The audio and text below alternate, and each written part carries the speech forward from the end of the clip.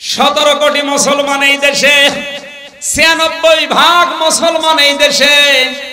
কোরআনের এই অনুষ্ঠান থেকে দ্বার্থহীন কণ্ঠে আমরা জানাতে চাই, এই বাংলাদেশ বিশ্ব নবীর জন্য অক্ষ করা হয়েছে। কারণ নবীজি যদি পৃথিবীতে না আসতেন, বঙ্গবন্ধু হতেন না, আর বঙ্গবন্ধু যদি বাংলাদেশে না আসতেন, এদের স্বাধীন হতো না। সুতরাং স্বাধীনতার পেছনে মূল কারণ আমাদের নবী। এই কথা বলছেন না, উনি না আসলে পৃথিবীতে আল্লাহ তৈরি করতেন না এটা। আর উনি না আসলে যদি পৃথিবী না হতো, বাংলাদেশ নামে একটা দেশে বঙ্গবন্ধু আসতো না। আর উনি যদি এদেশে না জন্মাতেন, আমরা স্বাধীনতাও পেতাম না। সুতরাং স্বাধীন দেশে, এই স্বাধীন মাটিতে আমাদের কলিজার টুকরা মুহাম্মদুর রাসূলুল্লাহকে নিয়ে কেউ যদি কটূক্তি করে, গালিগালাজ করে, এ জমিন তাকে গ্রহণ করবে না। এ জমিনের 1 ইঞ্চি মাটিও তার জন্য বৈধ না। শোনো, কোনো অবৈধ মানুষকে আমরা এই জমিনে থাকতে দেব না। আমার তো মনে হচ্ছে জাতির ভেতরে যারা মুহাম্মদুর রাসূলুল্লাহকে নিয়ে নিকৃষ্ট কাজে মেতে ওঠে, মাঝে মাঝে ওই কুকুর পর্যন্ত তাদেরকে মুখে প্রসাব করে সামনে ঘৃণা জানাবে। আশা করি আপনি পরিবর্তন হবেন। এত বড় আজান দিচ্ছে না, একজন জবাব দিয়ে দেন, এর ভেতরে একজন জবাব দিয়ে দেন। আমার বন্ধুরা, বিশ্বনবী মক্কা বিজয় করার দিন সবাইকে তিনি প্রায় মাফ করে দিয়েছিলেন। জানিয়েছিলেন সাহাবীরা যারা কাবা শরীফে আশ্রয় নেবে তাদেরকে কিছু বলবা না, যারা আবু সুফিয়ানের ঘরে থাকবে ওদেরকে কিছু বলবা না, যারা নিজেদের ঘরে অবস্থান নিয়ে দরজা আটক করে রাখবে তাদেরকে কিছু বলবা না। এক সাহাবী এসে বলে, হে নবী, আপনি যে 3 জায়গায় অবস্থান নেওয়ার কারণে নিষেধ করলেন কিছু বলতে, কিন্তু আপনাকে গালি দিয়েছিল অকথ্য ভাষায়। ওই লোকটা দেখলাম কাবার গিলাফ ধরে বসে আছে বাঁচার জন্য। আল্লাহর নবী বলেন, ওকে নিয়ে আসো, ওকে কতল করে বিদায় করে দাও। আপনি টের পেয়েছেন কি বললাম? যাদের বিরুদ্ধে মাপের ঘোষণা দিলেন, যাদের পক্ষে, সেই লোকটা গালি দিয়েছিল রাসূলকে। এজন্য নবীজি বললেন, কাবার গিলাফ ধরে আছে, তাদের করে নিয়ে আসো, ওকে হত্যা করে বিদায় করে দাও। দুনিয়ায় থাকার কোনো অধিকার তার নেই। বারবার এগুলো দেওয়া যাবে না, যারা দেবেন পরে দেবেন। আমার বন্ধুরা, আপনার বিবেক যদি থাকে, আপনি এখান থেকে আশা করছি কিছু নিয়ে যাবেন। আমাদের জননী প্রধানমন্ত্রী শেখ হাসিনা আজকে ঘোষণা দিয়েছেন, দাড়িওয়ালা টুপিওয়ালা মানুষ দেখে কেউ আজে বাজে মন্তব্য করবেন না। এই দাড়ি টুপি কি আমির হামজার? রাসূলের। কার? উনি রাসূলের প্রতি সম্মান দেখিয়েছেন। ওনার জীবনে যদি কিছু কবুল না হয়, অন্তত এই কথাটা কবুল হবে। কারণ বিশ্বনবীর পক্ষে পৃথিবীতে যে যা করেছে, আল্লাহ কাউকে মাহরুম করেন নাই, কিছু না কিছু দিয়েছেন। নবীজির আপন চাচা আবু লাহাব, এই লোকটার মতো নবীকে কষ্ট দিয়েছে পৃথিবীতে আমি আর কাউকে পাইনি। কারণ তার পুরা জীবন পড়ে দেখেছি, সব চাইতে বেশি কষ্ট দেওয়ার কারণে আল্লাহ তার নাম ধরে একটা সূরা দিয়েছেন, সূরা লাহাব। কোন সূরা? আল্লাহ তাআলা বলেন, তাব্বাত ইয়াদা আবি লাহাবি ওয়া তাব।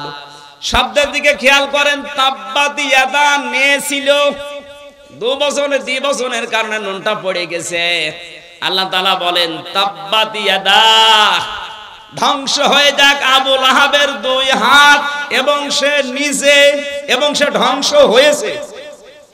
শব্দের দিকে খেয়াল করলে দেখতে পেলাম আবু লাহাব নবীকে পাথর নিক্ষেপ করেছিল 1 হাত দিয়ে। কয় হাত? এখানে আল্লাহ কয় হাতের কথা বললেন? আরো জোরে। আল্লাহকে অবিচারক না মানে? এখানে এদন না দিয়ে এদা দিলেন কেন? আপনি যদি এই মোবাইলটা এখন এভাবে নিক্ষেপ করেন, দেখবেন এই হাত দিয়ে যদিও জোরে নিক্ষেপ করবেন, এই হাত নড়াচড়া করবে। আসতে বলে আবু লাহাব পাথর ঠিক নবীর দিকে এভাবে নিক্ষেপ করেছিল, কিন্তু ওর এই হাত, এই বামটা নড়াচড়া করে শক্তি জুগিয়েছিল। আজ বাংলাদেশ সহ বিশ্বে যারা বিশ্ব নবীর আদর্শের বিপক্ষে আছেন, নবীওয়ালা মানুষগুলোর বিপক্ষে আছেন, আল্লাহর নবীকে নিয়ে যারা কটূক্তি করেন, বাবারও ক্ষমতা আপনার ছিল না যদি পেছন দরজা দিয়ে আপনাকে কেউ নাড়াচাড়া না দেয়। আপনাকে আহ্বান জানাচ্ছি, হয়তো ডান হাত দিয়ে অনেকে চেষ্টা চালাচ্ছে বিভিন্ন কায়দায়, আপনি যে রাঘব বোয়াল বাম হাত দিয়ে পেছন দরজা দিয়ে নাড়াচাড়া দিয়ে সাহস যোগাচ্ছেন, আল্লাহ পাক যদি আপনাকে ধরে, পেছন দরজায় যারা আছে তারাও ছাড় পাবেন না। আল্লাহ ইয়াদা শব্দ দিয়ে এটা জানিয়েছেন, আবু লাহাবের তো এক হাত ধ্বংস করলে ওর শাস্তি হয়ে যেত, ওর ডান হাত ব্যবহার করে নবীকে কষ্ট দিয়েছে, বাম হাতটা আমি ধ্বংস করলাম এই কারণে, কারণ ওই হাত একটু নড়াচড়া করে সাহস জুগিয়েছিল, শক্তি জুগিয়েছিল। এতটুকুই না, ও যার উপরে ভর করে এই কাজ করতো, ওর প্রভাব প্রতিপত্তি ছিল, টাকা পয়সা ছিল, এই কারণে আল্লাহ পরবর্তী আয়াতে দিয়েছেন, মা গনানুহু মালুহু ওয়া মা কাসাব। যার উপরে নির্ভর করে নবীর বিরুদ্ধে অবস্থান নিয়েছো, তোমার ওই টাকা পয়সা কোনো কাজে আসবে না যেগুলো তুমি অর্জন করেছিলে। আবু লাহাব ওই সময় ছিল ওই দেশের ধর্মমন্ত্রী। কি ছিল? আসতে বলেন। ওর ধর্মমন্ত্রীকে পর্যন্ত আল্লাহ ছাড়েননি। অমা কাসাবা, সে যা অর্জন করেছিল, টাকা পয়সা, ক্ষমতা, প্রভাব প্রতিপত্তি, কার পেছনে লাগার কারণে? নবীজির। জোরে বলুন। আল্লাহ তো শেষ করতে পারতেন এই দুইটা আয়াত দিয়ে। আল্লাহ তাআলা বলেন, সায়াসলানা রংদাতালাহাব। এত রাগ আমার আল্লাহ, এত ঘৃণা তার উপরে প্রদর্শন করেছেন, এই দুইটা আয়াত দিয়ে আল্লাহ এই সূরা শেষ করেননি। আল্লাহ সিন দিলেন, সিন, সাউফা, কদ, লাম, এরকম 13টা শব্দ আছে আরবি গ্রামারে। কোন সেন্টেন্সের আগে যদি একটা আসে অর্থ হয় অতি তাড়াতাড়ি। আল্লাহ তাআলা বলেন, অতি শীঘ্র ওকে আমি আল্লাহ জাহান্নামের অগ্নিশিখায় প্রবেশ করাবো, অমরাত এবং তার স্ত্রীকেও। প্রশ্ন আসতে পারে, তার স্ত্রীর দোষ কি নাকি? আবু লাহাবের স্ত্রীর দুইটা দোষ ছিল। এক নম্বরে নবীজির আপন চাচী, সব সময় ঘরের কথাগুলো যা শুনতো ওগুলো বাইরে যে মানুষের কাছে প্রকাশ করে দিত। দুই নম্বরে নিজের স্বামীকে দিয়ে সব সময় নবীকে কি করে কষ্ট দেওয়া যায়, দুঃখ দেওয়া যায়, এই বুদ্ধি পরামর্শগুলো বাড়িতে বসে বসে স্বামীকে দিত। আজও বাংলাদেশে অনেকে টকশো করে দেখবেন, বসে বসে আল্লাহর নবীর বিরুদ্ধে কথা বলে, যারা আছে ওদেরকে আরো বলার জন্য উদ্বুদ্ধ করে। অত জোরে বলার দরকার নেই, আসতে বলে। আমার তো মনে হচ্ছে আপনি আবু লাহাবের স্ত্রী উম্মে জামিল, এই মহিলার ছোট বোন। আসতে বলে। আবু লাহাবের স্ত্রীর সবচাইতে মারাত্মক অপরাধ দুনিয়ায় ছিল এই মহিলা তালাতালি করা ভালোবাসতো। তালাতালি বোঝেন? বোঝেন না? একজনের কথা আর একজনের কাছে লাগিয়ে সম্পর্ক নষ্ট করা, এটা তো এ নওগাঁয় নেই, আছে মানে এটা বেশি।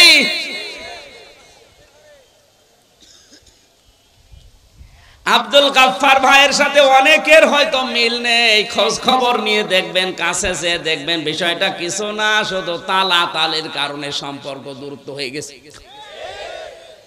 তালাতালি করা কত বড় মারাত্মক অপরাধ। আল্লাহর নবী বলেন, যে এলাকায় মানুষ তালাতালি করে ওই এলাকার মানুষের দোয়া কবুল আল্লাহ বন্ধ করে দেয়। আমরা এত বিপদে পড়ার পরে দোয়া করলে কবুল হচ্ছে না, আমার মনে হয় তালাতালি করা কোন লোক এলাকায় আছে না? নেই। এটা মেয়েদের ভেতরে বসে এক জায়গায় বসলে শুধু আসতে বলে। আমি একটা হাদিস বলছি, এবার শোনেন, তিরমিজি শরীফের হাদিস। আল্লাহর নবী বলেন, কিয়ামতের দিন আল্লাহ 5 প্রকার মানুষের দিকে ফিরে তাকাবেন না। আপনি কি লক্ষ্য করলেন কি বললাম? কিয়ামতের দিন 5 প্রকার মানুষের দিকে আল্লাহ ফিরেও তাকাবেন না। তার 1 নম্বরে যারা তালাতালি করে দুনিয়ায়, কারা আছেন এই চরিত্রের? হাত তোলেন তো।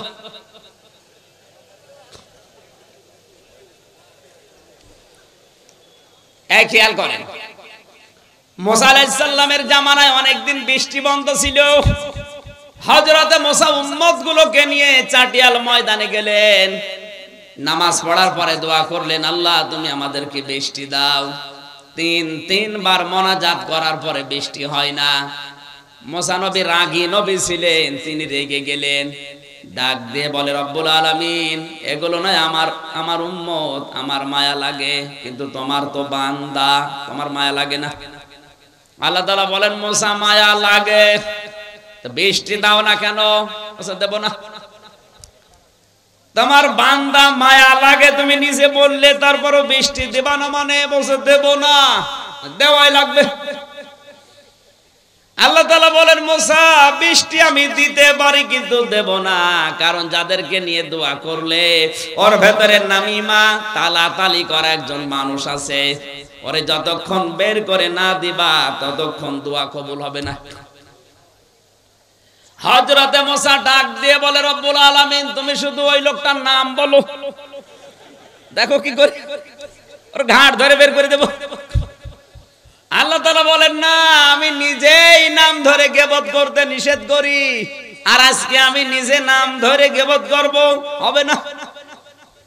মুসা নবী বললেন, আল্লাহ আমি তো আর আলিমুম বিদাতিস সুদূর না, মানুষের মনের খবর আমি তো জানি না, সুতরাং এই মুহূর্তে যদি ওর নাম ধরে তোমারে বলি, এতগুলো মানুষের সামনে তুমি ওর ঘাড়ে ধাক্কা দিয়ে বের করে দিবা, অপমান হবে, আমি পারবো না।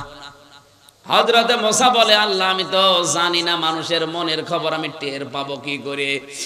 আল্লাহ তাআলা বলেন, মুসা তোমাকে আমি কয়েকটা সিমটম বলি, তার ভেতরে 1 নম্বরে তুমি সবাইকে নিয়ে তাওবায়ে নাসুহা করো। মন থেকে যদি সবাই তওবা করে, ওই লোকটাও তওবা করবে, আর যারা মন থেকে তওবা করে তাদেরকে আমি আল্লাহ বেগুনাহ ব্যক্তির মতো বানিয়ে দেই। সবাইকে নিয়ে তওবা করার পরে এবার মোনাজাত করলেন। মোনাজাত শেষ হতে দেরি, আমার আল্লাহ বৃষ্টি নাজিল করতে দেরি করলেন না। সুতরাং এখানে যদি কোনো তালাতালি করা, একের কথা অন্যের কাছে লাগানো, সম্পর্ক নষ্ট করা কোনো লোক থাকেন, আপনি চলে যান, নয়তো আজকের মাহফিল, আজকের মোনাজাত সব মাঠে মারা যাবে। চলে যান ভাই। দেখেন তো কেউ যাচ্ছে কিনা? যেটা যাবে বুঝবেন ওইটা ওই 2 নাম্বার না, এটা বাদ দেওয়া লাগবে। আমি হাসির খোরাকি দেইনি, এটা বাদ দেওয়ার দরকার আছে না? আপনাকে কিয়ামতের দিন আল্লাহ ঘুরেও দেখবে না যে আপনি আল্লাহর বান্দা ছিলেন না বান্দি ছিলেন, তাকাবেই না। কয় প্রকার মানুষ?